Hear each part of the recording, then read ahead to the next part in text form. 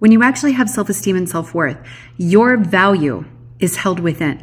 And as a result, if somebody's bad behavior is impacting you, you don't see this as anything that is your fault, that's you're worthy of being blamed for.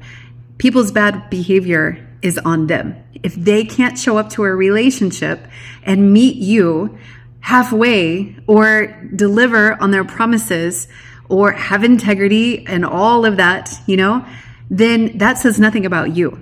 That says everything to do about them. But when your self-concept and your self-worth and your self-esteem is dictated by the external, meaning how people perceive you, right? Then this gets into this slippery slope of people pleasing. You want them to love you. You go out of your way to not have boundaries, to not say no, to let them do whatever they want to you, because then they give you what you think is love.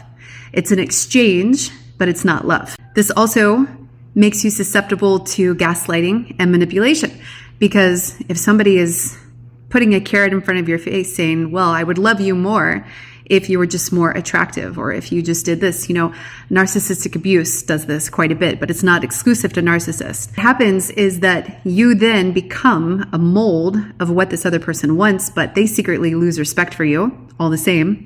And at the end of that rainbow is not a pot of gold, let me tell you. But when your self-esteem is contingent upon people's approval and meeting people's desires and their needs, becoming their fantasy version of them embodied in the flesh, you mind them, you figure out what do they really want? And then you become that, you mirror that back to them.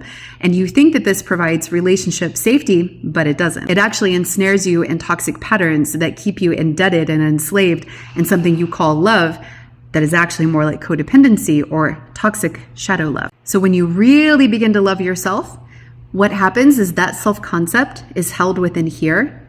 You take responsibility and accountability for your actions, and other people's unhealed wounds especially no longer perturb you in the same way, because you recognize that that's their work, and you no longer take responsibility for their work as a way to sort of pull them along. If they would just fix this and fix that, and you try to teach them, and you try to model them, and you wait, and you throw yourself at somebody who's not actually joining you in the journey of transformation, wondering what's going on in your relationship. Nothing's going on in your relationship.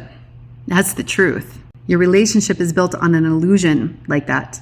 So when you really start to hold your self-concept within, you become unshakable. You become somebody that can't be manipulated, because you always trust yourself. You always trust your intuition, even if you don't have the truth.